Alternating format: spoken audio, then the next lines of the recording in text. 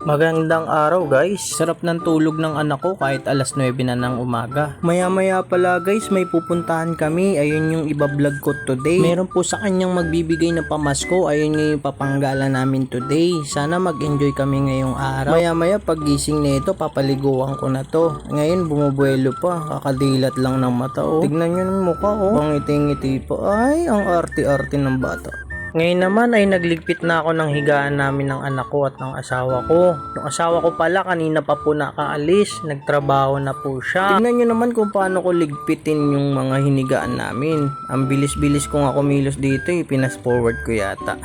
Pasensya na po kayo, nakita nyo yung aming munting kwarto. Kaya ito nga, dali-dali kong nililigpit ng aming higaan. Dahil ayun nga, pupunta nga kami sa ninang ng anak ko. Tapos nga neto, papaliguan at bibihisan ko na yung aking anak para makapunta na kami dun sa pupuntahan namin ngayong araw. Ito na nga, hinanda ko na nga ang aming gagamitin sa pagpunta doon. Agad na akong bumaba para makapaggayak na at maasikaso ko na ang aking anak. Ito si Gia, excited ng maligo. Tignan mo, oh. Nakahanda na rin yung mga damit na gagamitin namin. Pupunta daw kaming SM. Kaya itong anak ko gusto daw mag TikTok, kaso nga lang wala lang sounds. Tinitignan niya lang yung sarili niya. Ayan oh, nagpapakit siya.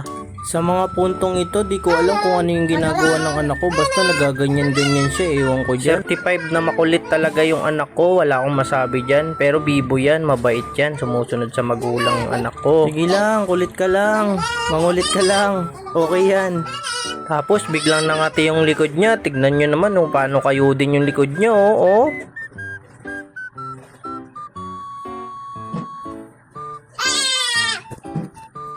Pasensya na, sobrang daldal ng anak ko tapos makulit pa. Ganyan talaga kasi yan eh. Sa puntong ito, inaayusan ko na yung anak ko para diretso na kami dun sa pupuntahan namin. Pinas forward ko na talaga kasi matagal talaga yung preparasyon ng anak ko eh. Ang dami kasing gagawin pa sa kanya. Suklay, pulbo, ano-ano pa. Kaya ito nga, patapos na yung ginagawa ko sa anak ko. Kaya diretso na kami paalis ng bahay para puntahan yung ninang ng anak ko. Ito nga, medyo matatapos na. Ang tagal-tagal talaga. Kahit ako na naiinip na para mapunta na namin yung ninang niya. At yung nga pala, pupunta na lang kami ng SM after sa ninang niya, pero before nun pupunta muna kami sa bangko para mag-withdraw para may gamitin kami pang kain sa SM o pang laro na ito. Alam ko magtuturo na naman to eh. Alam na kapag pupunta ng SM kailangan laro, play. Kaya ito na nga, inaayos ko na nga yung piluka niya sa likod. Lalagyan ko na rin siya ng sombrero para maganda siya tignan in personal. After nga nito mag-outfit check na kami para makita nyo na kung paano kami pamorma ni Gia, o diba? Outfit check. Yay. Outfit check. Oh, outfit check. Tara na par. Gala na tayo par. Tara na par. Outfit check. Okay ka, okay. At ito nga, lumabas na kami ng bahay para pumunta na dun sa pupuntahan namin. Pero naisip ko, bumotorin na lang namin. Kaya dali-dali akong bumalik. Mas mabilis kasi pag gamit mo yung motor. Madaling mapuntahan ng pupuntahan. Para saan ba yung motor? Kaya nga ito, nagpasya nga talaga akong bumalik para magmotor na lang kami. Kasi anong oras na talaga, hindi na kaya ng biyahe. Baka anong oras na kami makapunta doon. Naiwan ko nga pala yung cellphone ko. Ito nga, desidido na talaga ako. Yung motor na lang namin. 3 times pala ang bilis na ito kaya sobrang fast forward. 12 minutes lang ang biyahe, nandun na kami sa ninang niya. Pupunta rin kami ng SM pero bago yon, kagaya ng sinabi ko kanina, magwi-withdraw muna ako para meron kaming panggasto sa SM. Ito nga, nag-uumpisa na kami papunta doon. Ang clear ng daan, no? Sarap magbiyahe pag ganito, walang traffic. Madam JJ, papunta na kami dyan. Handa mo na yung 1,000 mo. Diyos lang. Habang bumabiyahe kami, napakaingay ni Gio. Kung ano yung sinasabi niyang nakikita niya. Ganyan talaga yan pag lagi kong sinasama sa biyahe. Tignan mo si Gia. Sabi niya na naman SM, Balloon, Jollibee. Kung ano yung sinasabi niya. Gusto na talaga niya mag-play sa SM. Fast forward again tayo. Ito na nga, malapit na tayo sa pupuntahan natin. Ito nga, dire-diretso na yung biyahe natin. Ang bilis, no? Fast forward kasi. Dito may shortcut, kaso pakaliwa. Kaso no entry. Kasi nga one way. Sayang, madali ko sanang mapuntahan yung pupuntahan ko. Kaya iikot na lang ako. Dito sa nakaaraw na yan, no? Ang shortcut. Ito, madam. Malapit na kami. Kanto na lang. Makikita mo na yung inaanak mo for the first time. 2 taon yung utang mo sa amin, eh. Hahaha, ang ingay talaga ng Gia. Dito na pala yung parking namin. Nakita ko yung dati kong parkingan. At nakita ko agad si Madam J, ninang ni Gia. Ito nga, pinapasok nga kami sa loob. Mabait talaga yan. Madam J, sana makahanap ka na ng boyfriend mo na tunay na magmamahal sa'yo. Yung aalagaan ka at di ka pababayaan. Kaya nga, pagpasok ko kung ano na yung pinagagawa ko sa camera, hindi ko talaga matayo ng maayos. Ewan ko ba dito sa camera ko? Walang patungan na maayos. Nagtatawa na ako ng anak ko. Hinintay ko talaga si Madam J. Alam ko nagpe-prepare na yan. Alam ko naman yung magkano ibibigay niya sa anak ko. Salamat Madam J. At hindi mo kami pinaghintay ng matagal. Ganyan talaga si Madam J. Pag may bisita siya, inaasikaso niya agad. Maasikaso kasi yan si Madam J. At ito na nga, bumaba na nga siya. Ito na yung pinakahintay namin. Slow motion ko sana, kaso wag na. mga nagdaang panahon kasi busy siya, kaya hindi namin siya napuntahan at napamaskuhan. Kaya ngayon kami, sinadya na namin ni Gia para mapamaskuhan si Madam JJ. Kaninang ni Gia. Ito pala si Madam JJ, oh. Napakaganda. Wow, masaya na naman si Gia. Tapos na ang Pasko. Tapos na naman. Grabe na talaga to. Oh. Oh. Oh. Wow. Wow. Wow. Ano yan? At ito nga, meron ng pera si Gia pang shopping namin, pang play niya sa SM. Diretso na kami sa SM neto. Kita mo, iniiwan na niya ako. Alam niya na daw yung daan. Palinga-linga siya, kala niya tatakasan ko siya eh. Habang mata pa si Gia, ini-explore ko na siya para alam niya na yung lugar dito sa San Jose del Monte, Bulacan. Paradora, Be Explorer. At ito nga, nasa kalsada na kami, naglalakad patungo sa bangko. Magwi-withdraw sana ako, panggala namin ni Gia para meron siyang play. Wala pala akong dalang pera, kaya nakapag-decide ako mag-withdraw muna bago mag-SM. Mahirap naman, buksan ko yung niregalo ni Madam JJ. Pakiramdam ko 1K yun, sana nga malaking bagay yon sa kasiyahan ng anak ko. At nandito na nga ako sa bangko. Tingnan nyo naman, walang pila, tiyempo talaga. Si Gia nga nangangalay na agad maglakad. Tignan mo naman, oh. Oh, fast forward again. Tapos na pala ako mag-withdraw. Papunta na kami ng SM. Ito na nga, naglalakad na kami pabalik papuntang SM. Excited na talaga si Gia para maglaro-laro. O ako lang yung excited para makita kong masaya si Gia. At ito na nga ang SM. Ito na, dito na nagsisigaw-sigaw si Gia. Ayan na nga, oh.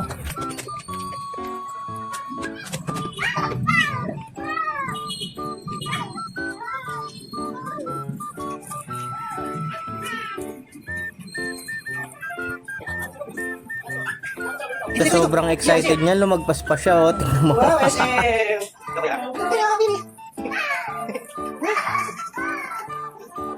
Where's it? Wow.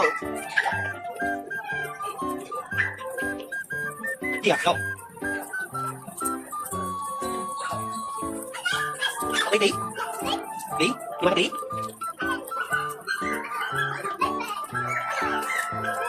Dito na siya nag-start ang moment niya. Ayan na. Ang ingay niya na talaga. Wow.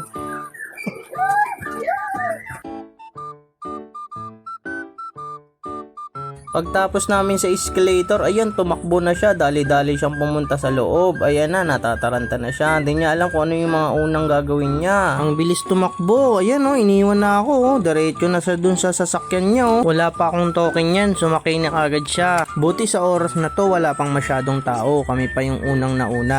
Sa oras na to, fresh pa yung mukha niya. Maya-maya, tignan nyo, haggard na yan. Nagpapalit na ako ng pera para sa token. Ubusin ko ng halagang 50 pesos. Kaya nga, ito nga. Oh. Shout out sa'yo ate. Balik agad si Gia, oh. Tumatakbo na naman, oh. Munti ka na naman madapa. Pwesto na Gia, dito. Nilapag ko na yung cellphone ko kasi nangangalay na ako maghawak-hawak. Kawawa naman ako, cameraman. Walang sahod kay Gia. Nga pala, 2 token pala yung kailangan dito para mapagana. Ang palitan dito, sa 50 pesos mo, may sobrang 2 token. Kaya maganda talaga dito. 2 nga actually yung palaruan nila dito, eh. Hindi ko nga alam anong pangalan. Nakalimutan ko. Nakalimutan ko pala magdala ng panyo. May sipon pala si Gia. Gulat ako, may tutong na pala yung ilong niya tsaka yung pisngi niya. Inayusan ko kagad yung buhok niya kasi mukha ng luray-luray. Fast forward again, nilagay ko naman siya sa horse. Kaso nga lang, 3 token to kasi pat 3 bata. Kaya no choice, nilagay ko na. Okay lang yun. Para sa kasayahan ng bata. Baka next punta namin dito, next year na ulit. Hahaha, joke lang. Fast forward again. Ito nga, lumipat naman kami sa iba. Ikot-ikot lang, ikot-ikot lang, ikot-ikot lang. Sino ba kumanta nun? At ito nga, naubos na naman yung token. Kaya nag-extend ulit ako ng 20 pesos. Shoutout ulit sa'yo ate. Ayun, babalik ulit para maglaro-laro ulit. Ito, dito na naman siya nagturo. Di ko alam ano yung sinasabi niya. Alam ko wala naman dyan na nanalo kasi ang hirap talaga manalo dyan. Kaya hindi ako tumuloy dyan. Kaya bumalik kami dito. Sa kabila naman siya nag-play-play. Mahilig sa dolphin tong anak ko Tignan nyo. Hindi niya naman kaya laruin. Sunod lang ako kay Gia kung saan siya maglalaro. After nga nito, kakain kami doon sa McDo. Sa MM. At ito nga pala, naisipan ko maglaro nito kahit alam ko naman matatalo. Kasi pinakailaman agad ni Gia. Tignan nyo naman pinindot niya agad. Wala na. Then after matalo, umulit-ulit ako kaso sumablay na naman. Si Gia parang ang lungkot. Nagwawala na naman yung anak ko. Kung tignan nyo kung saan siya pumupunta parang ignorante. Ignorante naman talaga kasi bata pa. Pasensya nyo na yung anak ko. Ganyan talaga yan. Minsan lang kasi lumabas yan Yan, nagsawa na siya sa ginagawa niya. Bigla-bigla siyang lumabas. Nakita niya may naglalaro dun sa labas. Nagulat ako ng paglabas ko. Binuhat siya ng ali. Yung pala isasampa lang siya sa horse. Kasi nga may bakante. Yun nga kulang nga ng isa. Kasi nga 3 yung nilalagay ditong token. Shoutout sa'yo nanay. Salamat po. Lumabas kami ni Gia. Bawal na kaming magtagal kasi baka umiyak na siya pag nagtagal kami. Pag lumabas kami. Kaya inagapang ko na. Mahirap na. Kaya ito kakain na kami. Pupunta kami ng McDo. At ito nga, nandito na kami sa McDo. Introduction muna. Ang sasarap Bida ang saya. Ito nga, nandito na kami sa McDo. Kain muna si Gia ng Magic Flakes. Bigay sa kanya ng mami niya. Di pa kasi dumadating yung order namin. Ang order kasi namin, McFloat lang na medium. At medium din na price. Ayun lang. 2 McFloat yun. Tig-isa kami. Ito, pipila na ako para mag-order. Haba kasi ng pila kanina. Kaya inauna ko muna sila. Ito nga, gaya ng sinabi ko kanina, McFloat 2 tapos isang medium na price. Naloloka nga ako dito kay Gia kasi dinoble yung kagat niya sa Kala niya may palaman siguro. Ito nga, enjoy na enjoy sa Coke float si Gia. Gustong gusto niya talaga to. Kaso hindi niya rin to mauubos kasi sobrang dami niyang medium para sa kanya. Ito nga, continue pa rin yung kain ni Gia. May french fries na yan at meron ng Coke float. Inanda ko para kainin na namin. Ayun inunguya ako na. Ganun pa siya nainitan. Sky Flake na lang yung kinakain niya kasi nainitan siya sa rice. Kaya yun, ayun na lang yung tinira niya, binakbakan niya. Ito super fast forward na talaga kasi ang tagal ng kain ni Gia Ganyan lang kami magbanding mag-ama, lalo pa kasama yung mami niya. Uubusin ko na yung price kasi hindi talaga kumakain si Gia ng mga ganito At ito na ngayon, Coke float, uubusin na rin namin to. 2 yung binili ko, tig-isa kami.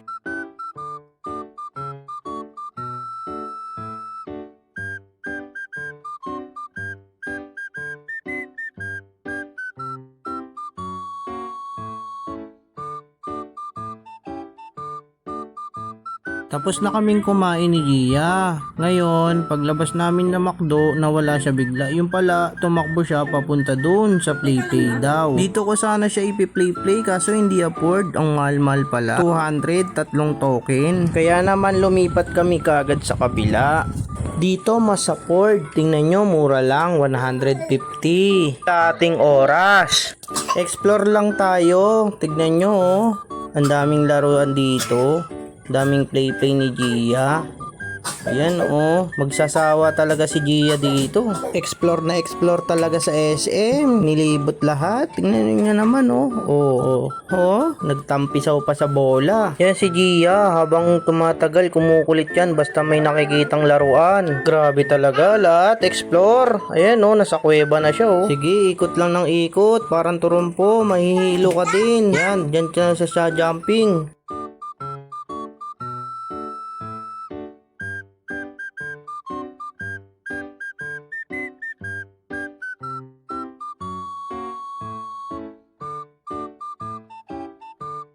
Di talaga alam kung saan siya pupunta. Bumalik na naman doon. Nagtatampisaw, nakala mo tubig yung pinapaliguan. Gusto niya talaga mag-slide dito. Tignan nyo, lagapak. Sa oras na to, pinababayaan ko na siya kung saan siya gusto. Tignan mo naman, oh. Paikot-ikot, di niya alam kung anong gagawin niya. Oh, sawa siya, ikot na naman. Yan, sige, laro lang, bata. At ito nga, lumabas na kami. Naghahanap na naman siya ng mga hunting niya na pwede niyang paglibangan. At ito na nga, nakita niya yung trend dito sa loob ng SM. Sinakay agad namin. Baka maubusan kami ng upuan. Kahit konti lang yung sumasakay. Mabilis lang kasi to, isang ikot at kalahati. 50 per head. At ito na nga, matatapos na nga ito. Kasi saglit lang naman to, hindi naman to matagal. Eh, mabilis din mag-drive tong si Manong. Kala mo, nasa LRT, MRT. At ito, tapos na nga. Dito na kami sa base namin kung saan kami nag-start. Ang RT no, te. Bababa din pag may time. Patapos na po yung oras. Bababa na kami para po, Manong. Gio, tingin pa rin ng tingin, no. Lingon ng lingon, no. Para po. Hanggang dito na lang po kami, Manong. Para po. Bababa na po kami. Ito, palabas na kami ng SM. Malungkot na si Gia. Nakakuha pala kami ng mga ticket dyan sa palaruan. Kaya tignan mo, may dala siyang mga ticket. Kailangan daw, bago i-claim, makarami muna. Doon mga price doon, malalaki. 1.5, 30,000, 32,000 ang mga price doon. Gitara, refrigerator, kung ano ni makikita mo doon. Kapalit ng ticket na hawak ni Gia. Ito na nga, palabas na nga kami. Uuwi na kami kasi pagod na kaming dalawa. Magpapahinga na kami. Pagtapos nito, tulog ito na. Nga, labas na kami ng SM. Tatawid na kami ng kalsada. Ang daming tao dito sa SM. Tinuturuan ko ng tumawid tong anak ko para paglaki niya, hindi na siya magpapaturo kung paano tumawid kasi alam niya na. Ayun nga, pabalik na kami. Pupunta na kami dun sa motor ko para makauwi na kami. Kaso nga lang, umistop dito si Gia, nagtuturo. Kung ano yung tinturo niya, yun pala, yung parang sticky, ayaw ni mami yun. Baka daw makain niya at malason siya. Nagtuturo pa ako ng laruan niya na pwede niyang bilhin. Kaso nga lang, puro panlalaki. Baka kasi maging tomboy to paglaki nito. Ayoko naman ng ganun. Hindi na kami bumili kasi hindi kami nakaanap ng magandang laruan para kay Gia kasi puro panlalaki yung tinda ni ate. Kaya ito, pauwi na kami. Mamadali na si Gia kasi antok na rin to. At yun nga, nandito na kami sa aming motor. Uuwi na kami. Ride safe sa amin. Ingat kami.